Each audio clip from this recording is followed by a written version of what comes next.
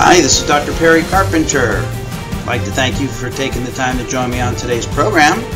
On today's program, we're beginning a brand new series entitled The QME's Crystal Ball, and I have a fascinating series of topics to share with you in this program. And the philosophy of this program has to do with the entirety of your QME evaluation.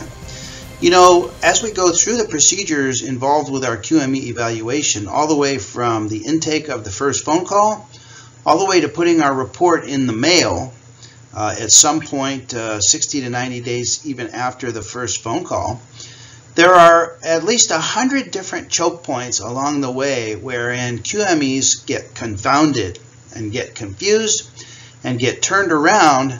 And this confusion affects the final opinions and conclusions in their qualified medical evaluation report.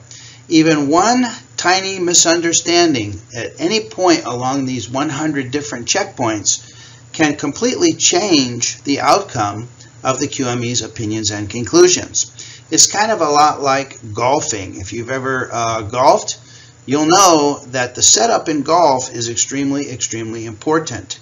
If you strike the golf ball even 1 nanometer off center or off target, by the time that golf ball gets 200 yards out in the fairway, it's all the way into the other fairway.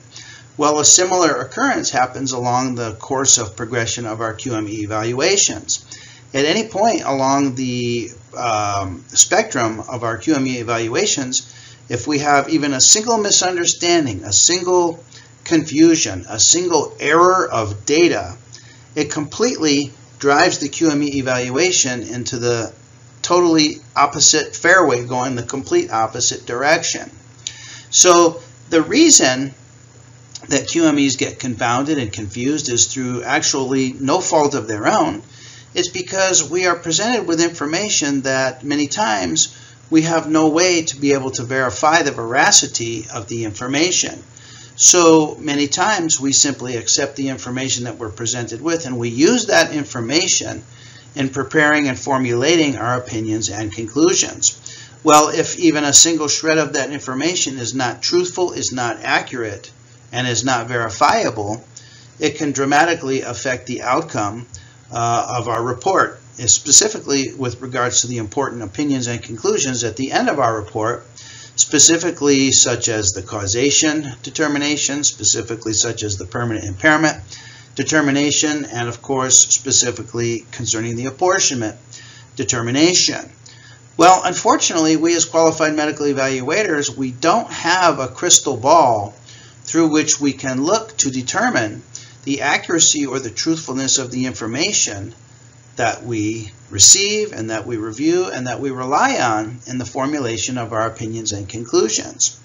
Well, in the absence of a crystal ball, which metaphorically we could rely on and we could look into to ask the crystal ball to guide us towards the correct, true, and accurate opinions and conclusions in every single case, in the absence of a crystal ball, what is the qualified medical evaluator to do?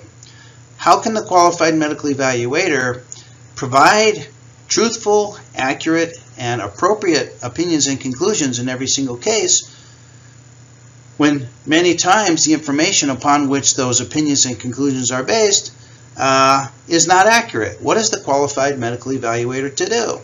Perhaps a better question is, in the absence of a crystal ball, are there some techniques, or is there a system, or is there a way for a qualified medical evaluator to more closely arrive at the truth at every single one of these myriad choke points along the way from inception to conclusion of the qualified medical evaluation? Is there a system?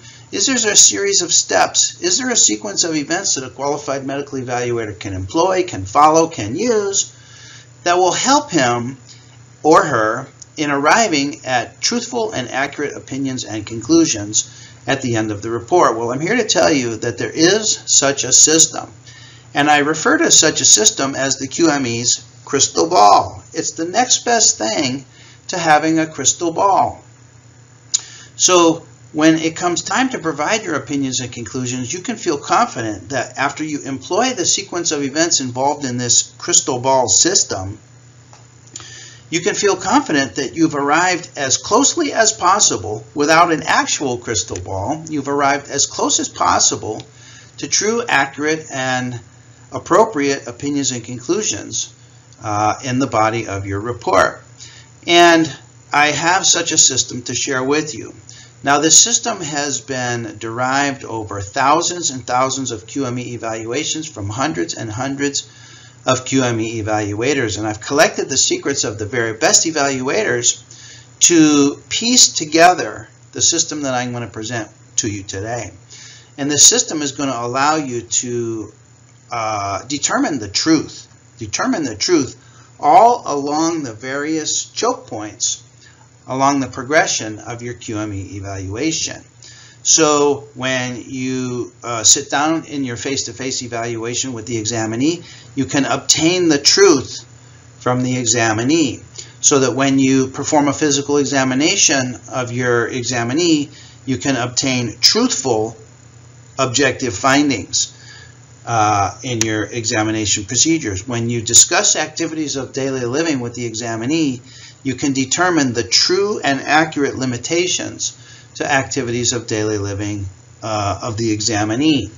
When you refer the examinee to diagnostic studies, whether those be X-rays or MRI studies or electrodiagnostic studies, you can feel confident that what you're getting back in the terms of a report of findings for those diagnostic studies are truthful, are accurate, are unbiased, and are unmanipulated diagnostic study findings. And I call this series, in this sequence of steps, the QME's crystal ball.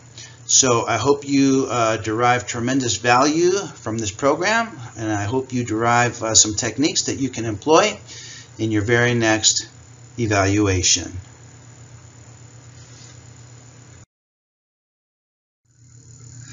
Now, before we get into the topics of today's discussion, I just want to take a moment with you and review with you and discuss with you the role of the qualified medical evaluator and the tremendous responsibility that the parties bestow upon us and place upon us as a qualified medical evaluator.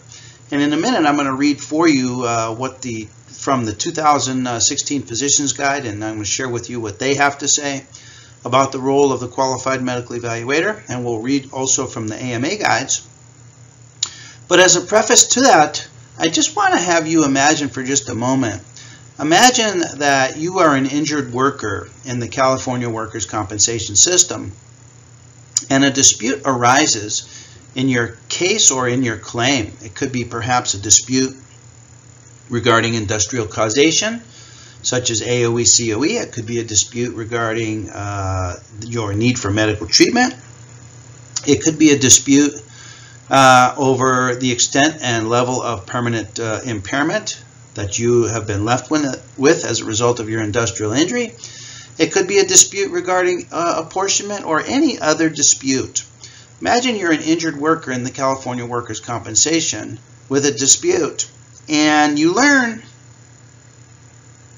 that there's a way to have the dispute resolved. There's a method used by the state of California to resolve disputes like yours in the workers' compensation system. And that method, that path, that procedure involves the use of a qualified medical evaluator. And you learn that your dispute is going to be examined and evaluated by a qualified medical evaluator. Imagine the hope and expectations that you place upon the qualified medical evaluator, that the qualified medical evaluator is going to do a good job. He's going to review all the issues, and he's going to provide an opinion that ultimately will benefit you as an injured worker.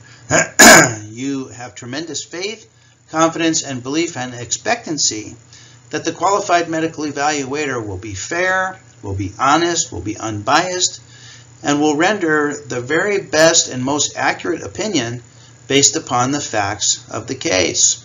This is the hope and expectancy that injured workers place upon us as qualified medical evaluators. So qualified medical evaluators have a tremendous responsibility to provide accurate opinions and conclusions so that injured workers who truly qualify for benefits can receive those benefits, okay? So now on the other hand, I want you to take a moment and imagine that you're an employer in the state of California. And I've said this several times, and I'll say it again. It seems to me that one of the qualifications to be a qualified medical evaluator is that you as a qualified medical evaluator should have employees for whom you pay premiums for workers' compensation coverage. It's my opinion that qualified medical evaluators who do not have employees or who have never paid premiums into the California workers' compensation system are not qualified to be qualified medical evaluators. So with that little aside said, imagine that you're an employer in the state of California and you have an employee who claims an injury on the job, and you have reason to dispute that. You have reason to disagree with that. You have a reason to object to their filing for a claim in an attempt to attain benefits against your workers' compensation policy. And you learn that there's a system to resolve these disputes, and that system, again, involves the use of a qualified medical evaluator. And imagine the hope, imagine the expectancy, imagine the weight of the decision that you as the owner of this business, imagine the impact of the weight of an accurate versus an inaccurate decision by the qualified medical evaluator. You believe that the qualified medical evaluator is going to be honest, is going to provide accurate opinions and conclusions, is going to be an unbiased evaluator, and will provide the very best, the very most accurate opinion on the matter. So I provide these two scenarios to let you know that all the parties, not just injured workers, not just employers, also attorneys, also claims administrators, all the parties in the system depend and rely on the qualified medical evaluator to provide accurate opinions and conclusions that are accurate, that are truthful, that without a crystal ball, that are as close as possible as the QME can get to the perfect outcome for every single case. And that's the purpose of this program, is to help guide you with some systems and some techniques that will bring you to the perfect outcome in every single case. But before we get to how to actually do that, let's take a moment and review the physician responsibilities as described in the 2016 Physician's Guide, and then also in the AMA Guide's 5th edition.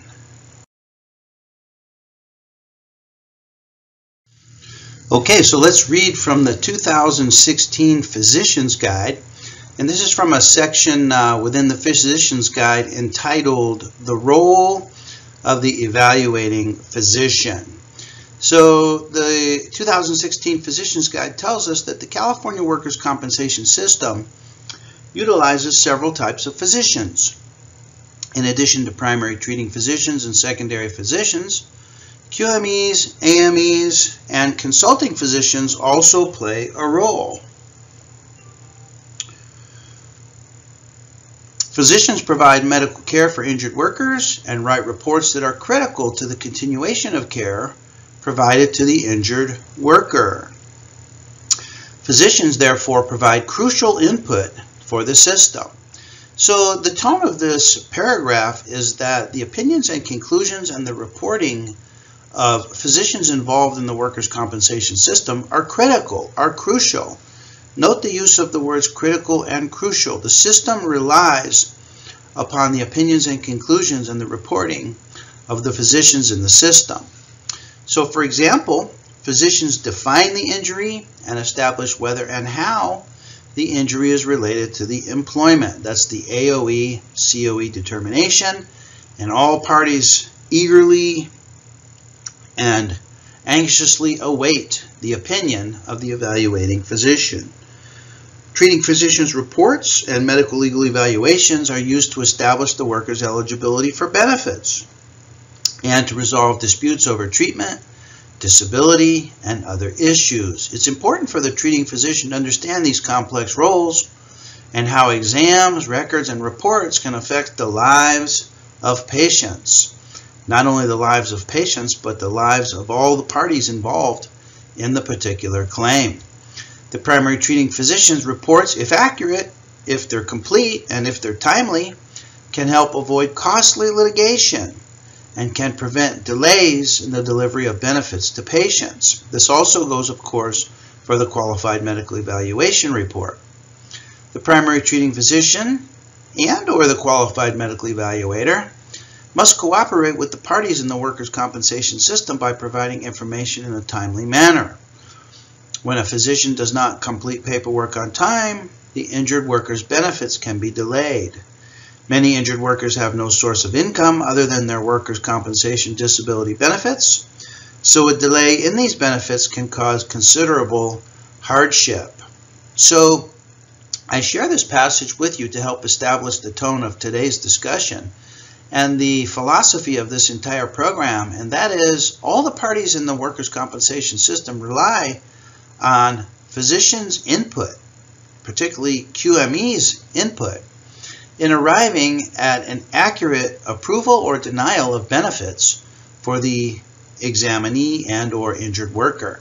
So it's absolutely critical that we as qualified medical evaluators have in place a series of systems to help us arrive at truthful and accurate and appropriate opinions and conclusions in every single case, and that's the purpose of this crystal ball program. According to the AMA Guides, Section 2.3, the physician's role in performing an impairment evaluation is to provide an independent, unbiased assessment of the individual's medical condition, including its effect on function, and identify abilities and limitations to performing activities of daily living as listed in Table 1.2. And this is one aspect that we're going to go into in great detail, and that is in determining accurate and true limitations to activities of daily living. It's essential that we as qualified medical evaluators be able to identify accurate limitations in activities of daily living in order to provide or to deny permanent impairment ratings based upon activities of daily living. Performing an impairment evaluation requires considerable medical expertise and judgment. Full and complete reporting provides the best opportunity for physicians to explain health status and consequences to patients, other medical professionals, and other interested parties, such as claims examiners and attorneys. So there are many, many parties that rely on us as qualified medical evaluators to provide accurate opinions and conclusions. Thorough documentation of medical findings and their impact will also ensure that reporting is fair and consistent, and that individuals have the information needed to pursue any benefits to which they are entitled. So doctors, I hope you are refreshed and renewed and reviewed on the importance and the gravity of the work that we do. With so many parties relying on us and so serious the consequences of an inaccurate decision, it's important that we as qualified medical evaluators obtain truthful data upon which to provide our opinions and conclusions. And that is the purpose of this program. So let me share with you now the important steps and the important portions of the evaluation wherein we're going to employ the crystal ball system.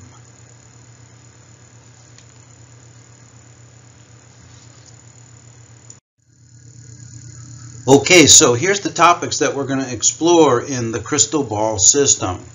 We're going to explore how to obtain truth and accuracy in obtaining the history of injury from the examinee. So this is important when we receive a request for an evaluation under Labor Code 4060, which is the compensability evaluation. This has to do with those claims largely that are the denied claims that come to us for an opinion on compensability.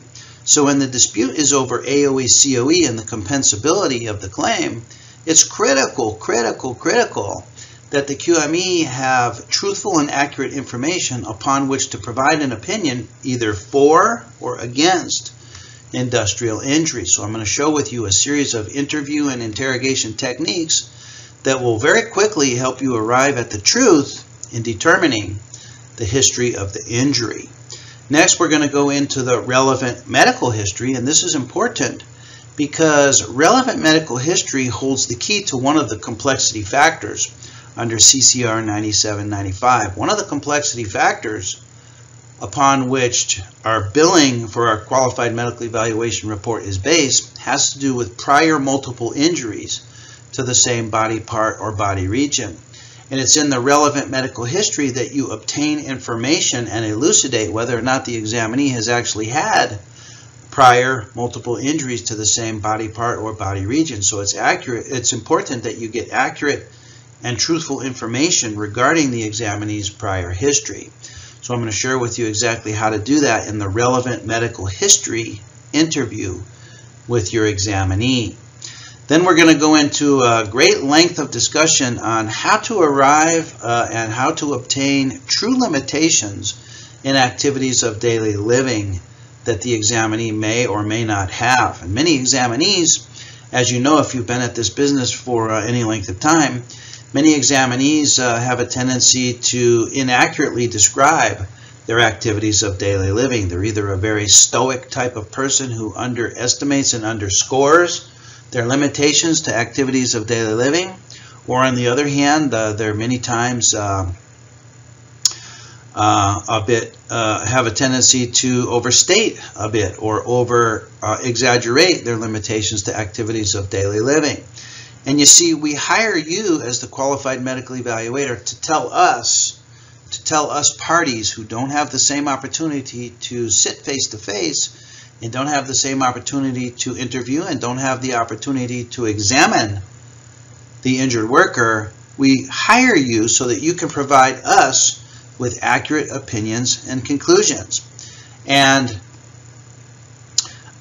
we hire you so that you can translate and be an intermediary between the examinee and us. You sit between the examinee and the parties, and we hire you so that you can translate what the examinee tells you, and you can translate how the examinee performs in physical exam and construe that in such a way, filtered through your clinical experience and judgment, construe that in such a way so that you can present to us a picture of the examinee that's true and accurate. And nowhere is that more important, perhaps, than in the activities of daily living assessment. We're going to talk about truth and accuracy in the physical exam, and we're going to talk about what constitutes a true, objective, positive physical examination finding, and what does not constitute a true, positive, objective physical examination finding. Many qualified medical evaluators are confused on what actually constitutes a true positive finding, and they're providing inaccurate summary conclusions based upon an inadequate physical examination. We're going to talk about how to obtain accurate and unbiased and unmanipulated diagnostic studies, which is critical in providing your final opinion on the examinee's conclusions.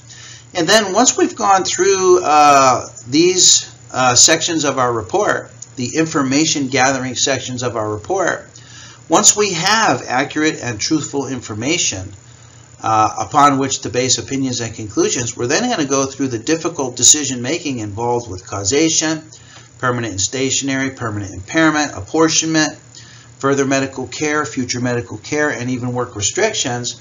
And we're going to apply the information that we obtained from our crystal ball system.